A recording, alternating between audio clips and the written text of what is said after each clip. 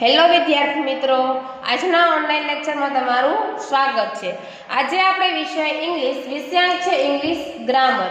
તો આપણે ઇંગ્લિશ ગ્રામરમાં કાળ જોઈ ગયા। કાળ કેટલા છે? તો કે મુખ્ય કાળ 3 છે, સાદો વર્તમાન કાળ, સાદો ભૂતકાળ અને સાદો ભવિષ્યકાળ। આપણે સાદો વર્તમાન કાળ અત્યારે હાલ ચાલુ છે, તો સાદા વર્તમાન કાળમાં આપણે હકાર વાક્ય અને નકાર વાક્યની ચર્ચા કરી ગયા છે। તો પ્રશ્નાર્થ હજી આપણે ચાલુ છે। તો પ્રશ્નાર્થ વાક્યમાં આપણે અગાઉના લેક્ચરમાં એમિસાર વડે પ્રશ્ન કઈ રીતે બને છે, એમિસાર પછી આપણે જોઈ ગયા હેવ હેઝ થી કઈ રીતે પ્રશ્ન બને છે, પછી ધેર ઇઝ અને ધેર આર તમે ગ્રામરની બુકમાં જોતા જાવ, આગળ ગ્રામરની બુકમાં આગળ તમે જોતા જાવ તો એમિસાર પછી હેવ હેઝ વાળા જોયા દેખાય છે। ત્યારબાદ છે ધેર ઇઝ અને ધેર આર કઈ રીતે પ્રશ્ન બને, પછી હાઉ મેની અને હાઉ મચ થી કઈ રીતે પ્રશ્ન બને એ જોઈ ગયા। હવે આપણે આજે જોશું કે WH વડે પ્રશ્ન વાક્ય કેમ બને છે તેનો આપણે અભ્યાસ કરશું। તો હું તમને અહીંયા જે લખાવું છું તે તમારે લખવાનું છે અને ગ્રામરની બુકમાં સમજવાનું છે। તો આજે આપણે શું જોશું? WH વડે પ્રશ્ન વાક્ય। તો લખો, એ કેટલામાં નંબરનો પોઈન્ટ થશે? તો કે 5મા નંબરનો। WH વાળા પ્રશ્નાર્થ વાક્ય તો એ જોઈએ, એમાં લખો અર્થ થશે। WH શબ્દો થી શરૂ થતા પ્રશ્નોના ઉત્તર યસ નો માં કદી આપી શકાતા નથી। શું કહે કે WH શબ્દોથી શરૂ થતા પ્રશ્નોના ઉત્તર યસ નો માં કદી આપી શકાતા નથી। તેમના ઉત્તર આપતી વખતે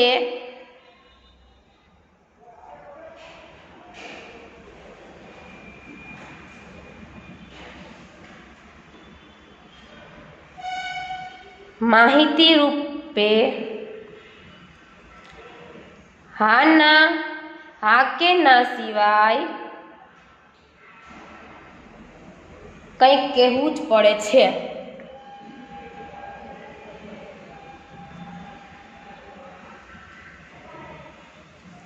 આથી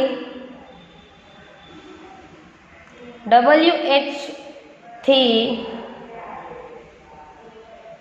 શરૂ થતા પ્રશ્નોને આપણે શું કહેશું? Information questions. શું કહેશું? ઇન્ફોર્મેશન ક્વેશ્ચન પણ કહેવાય।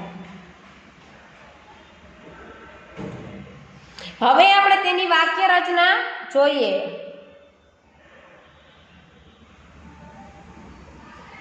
તો તેની વાક્ય રચના શું છે? તો કે WH plus do does plus કર્તા પ્લસ ક્રિયાપદનું મૂળ રૂપ પ્લસ કર્મ પ્લસ અન્ય શબ્દ। શું વાક્ય રચના છે? તો કે કર્તા WH words plus do does plus કર્તા પ્લસ ક્રિયાપદનું મૂળ રૂપ પ્લસ કર્મ પ્લસ અન્ય શબ્દ। તો હવે ત્યાર પછી આપણે જોઈએ તો કે WH વડે પ્રશ્નો કઈ રીતે બનશે? WH વડે પ્રશ્નો કઈ રીતે બને? તો પેલા WHO વુ એટલે શું થાય? કોણ। એટલે કોણ કેના માટે અહીંયા વપરાય છે? કર્તા અથવા તો વ્યક્તિ માટે। WH પ્રશ્નમાં વ્યક્તિ માટે। ત્યારબાદ છે what, WHAT who, what, when, where, why, whom, whose, એ બધા WH પ્રશ્ન છે। ત્યારબાદ વોટ એટલે શું થાય? તો કે શું, અને એ કોના માટે થાય? તો કે વસ્તુ માટે। ત્યારબાદ છે વેન, WHEN વેન છે, વેન એટલે શું થાય? ક્યારે, અને એ શું દર્શાવે છે? તો કે સમય દર્શાવવા માટે।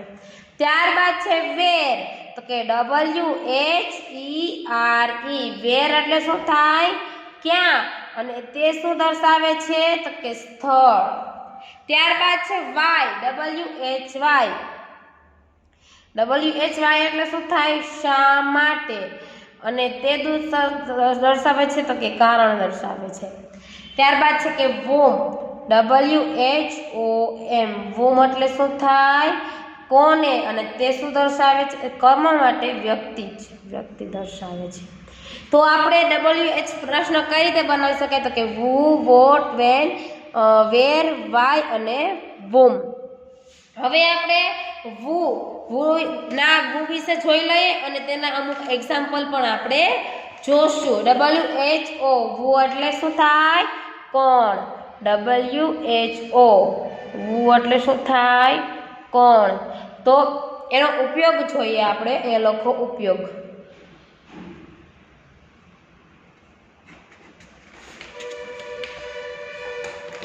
શું કીધું? કર્તા અંગે પૂછવા માટે, કર્તા અંગે પ્રશ્ન પૂછવા માટે પેલો લખો કર્તા અંગે પ્રશ્ન પૂછવા માટે WHO નો ઉપયોગ થાય છે. ત્યારબાદ બીજું કે વુનું સ્થાન હંમેશા વાક્યની શરૂઆતમાં હોય છે. WHO, વુનું સ્થાન હંમેશા વાક્યની શરૂઆતમાં હોય છે. ત્યારબાદ ત્રીજું વાક્ય જોઈએ. તેના જવાબનું સ્થાન પણ વાક્યની શરૂઆતમાં હોય છે. તેના આપણે ઉપયોગો હજી એક વખત કઈ રીતે જોશું? વાક્ય બનાવીને પણ પાછા જોઈ લેશું. અત્યારે તમને હજી લખાવીશ ત્યારે ઓછા સમજાશે, પણ વાક્યની સાથે સાથે જોતા જશો તો વધારે સમજાશે. ત્યારબાદ ચોથું છે તો કે વ્યક્તિનું નામ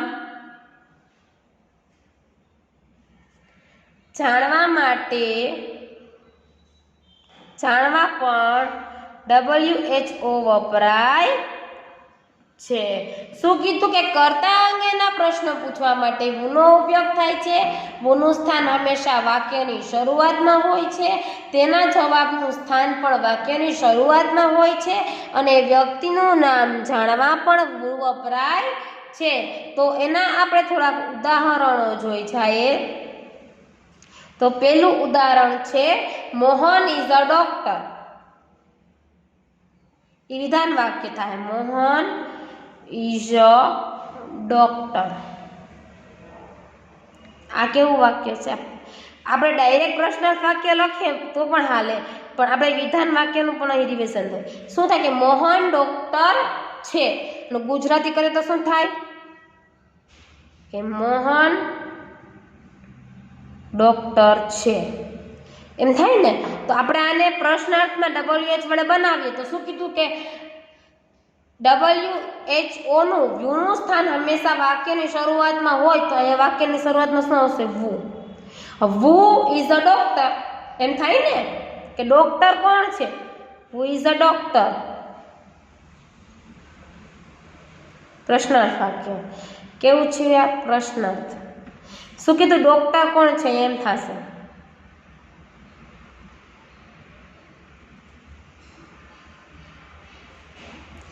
એવી રીતે બીજું એક્ઝામ્પલ જોઈએ આપણે. તો કે who is your Meena is your friend. Meena is your friend.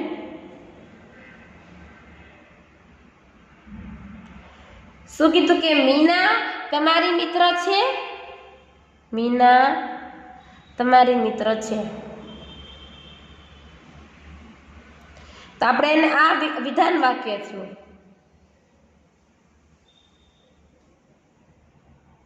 વિધાન વાક્ય થયું. હવે આપણે એને પ્રશ્નાર્થમાં ફેરવવું હોય તો કઈ રીતે પૂછશું કે WHO વુ આગળ આવશે. તમે જોજો વુ આ મોહન છે આનો વિધાન આ પ્રશ્નાર્થ વાક્ય જવાબ છે કે મોહન ઇઝ અ ડોક્ટર. તો મોહન વ્યક્તિનું નામ પણ વુની જગ્યાએ વપરાય છે ને, એ પણ ચલો શરૂઆતમાં જ આવે છે ને. એવી રીતે એમ જ કીધું કે મીના ઇઝ યોર ફ્રેન્ડ. તો આપણે એનો પ્રશ્નાર્થ બનાવશું તો કઈ રીતે આવશે કે વુ ઇઝ યોર ફ્રેન્ડ. એમાં આવશે કે વુ ઇઝ યોર ફ્રેન્ડ, કે તમારી મિત્ર કોણ છે. પણ અહીંયા મીના છે એ તમારી મિત્ર થાય કે WHO વડે પ્રશ્નાર્થ આગળ આવશે અને એના જવાબમાં પણ વ્યક્તિ ક્યાં આવશે તો આગળ જ આવશે. આનું ગુજરાતી જોઈએ તો કે વુ ઇઝ યોર ફ્રેન્ડ, તમારો મિત્ર કોણ છે.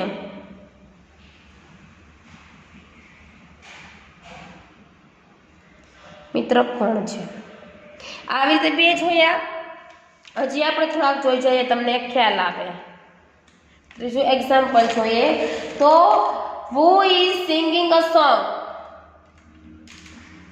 એવો પ્રશ્નાર્થ થાય તો એનું વિધાન વાક્ય શું થાય કે Sheetal is singing a song. આ કેવું વાક્ય થયું? વિધાન વાક્ય.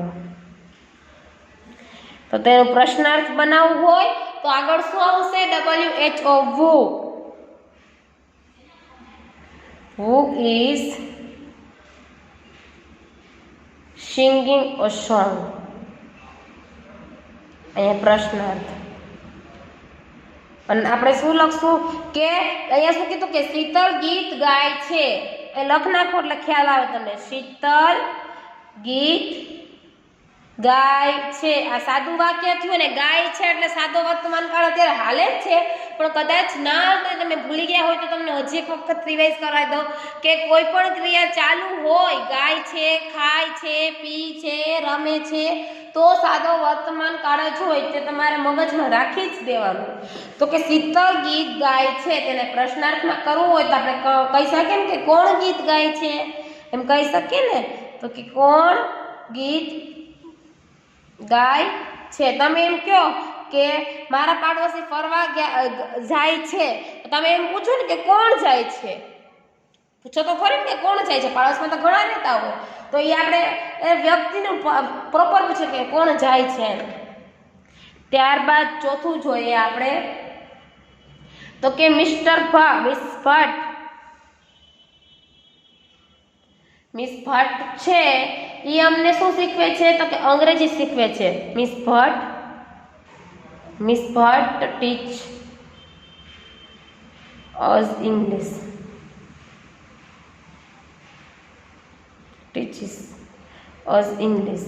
આ વાક્ય કેવું થયું? વિધાન. હવે આન્સર આપણે આપીએ તો કે મિસ્ટર ભટ્ટ છે એ અમને અંગ્રેજી શીખવે છે. મિસ્ટર ભટ્ટ છે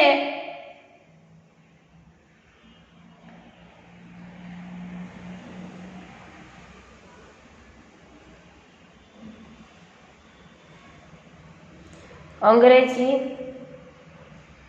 શીખવે છે.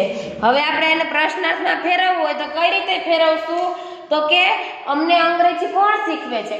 અંગ્રેજી કોણ શીખવે છે તો કોણ અમને અંગ્રેજી શીખવે છે. તો આપણે આગળ વુ લખશું. who teaches us English. થઈ ગયું. આ વાક્ય કેવું થયું? પ્રશ્નાર્થ. હવે આપણે આમાં કઈ લખશું? અમને અંગ્રેજી કોણ શીખવે છે.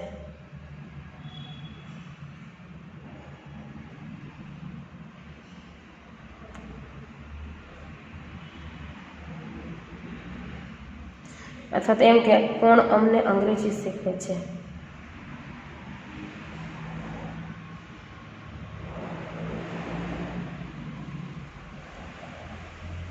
પાછળ પ્રશ્ન આવશે. હજી એક એક્ઝામ્પલ જોઈએ તો કે રાકેશ સફરજન ખાય છે. તો રાકેશ ખાવાનું શું કહેવાય? It's an apple. રાકેશ લખો ગુજરાતીમાં. રાકેશ સફરજન ખાય છે.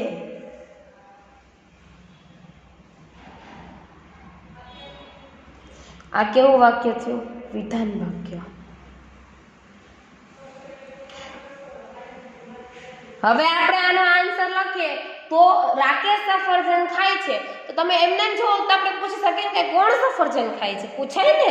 તો કોણ એટલે શું આવશે? હું આગળ. ખાવું તો કે ઇટ્સ ક્રિયા છે તો ખાય છે, અને એન એપલ એટલે સફરજન. પાછળ પ્રશ્નાર્થ વાક્ય આવશે. કેવું પ્રશ્નાર્થ વાક્ય બની ગયું ને. તો who eats an apple એમ થાય ને. કોણ સફરજન ખાય છે?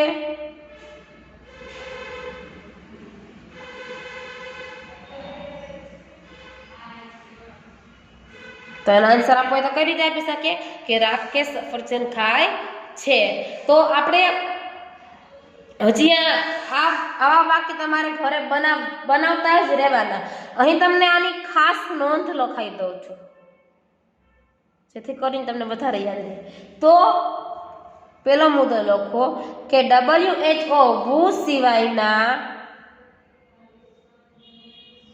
બધા જ પ્રશ્ન વાક્યોમાં સહાયકારક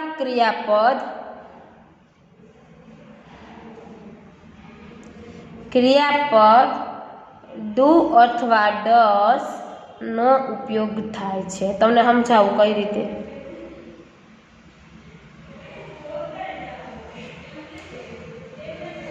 જુઓ, રાકેશ છે અહીંયા આપણે WHO વુ છે વુ, તો વુ છે એની બાજુમાં ડસ ડુ કે ડસ ન થાય. પણ જ્યારે આપણે પ્રશ્ન બનાવશું WHO વુવા નહીં આવે, અહીંયા ડુ ડસ નહીં આવે, પણ આમાં આવશે વોટ ડીડ અથવા વોટ ડઝ, વેન ડીડ અથવા વેન ડુ, પછી વેર ડુ અથવા વેર ડઝ, અને વાય ડુ અથવા વાય ડઝ, whom ડુ અથવા who ડઝ. એટલે એ આપણે આવશે. એ જ્યારે આપણે એના આ કેમ who કર્યું છે એ રીતે આપણે વોટ ને વિચ ને વેન ને ક્યારેક કરશું ત્યારે તમને સમજાઈ જશે. પણ આ તો ખાલી લખાઈ દઉં છું. અને ત્યારબાદ બીજું છે કે who સાથે હંમેશા ત્રીજો પુરુષ એકવચનમાં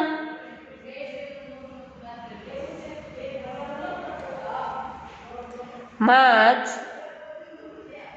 ક્રિયાપદ હોય છે, પણ તેનો ઉત્તર એકવચનમાં અથવા બહુવચનમાં હોય છે. તો આજનો આપણા લેક્ચરમાં WHO WHO વડે શીખી ગયા છે. તમારે ઘરે આનું રિવિઝન કરવાનું છે. WH ના પ્રશ્નો કઈ રીતે બને છે અને ક્યાં ક્યાં બને છે તે જોવાનું છે. આપણે અગાઉના લેક્ચરમાં આપણે આજે વુવાળા જોઈએ કે અગાઉના લેક્ચરમાં વોટ, વેન, વેર અને વાય અને વોમ વાળા આવી રીતે શીખશું. અહીં આપણે ઓનલાઈન લેક્ચરને સમાપ્ત કરીએ છીએ. નમસ્તે.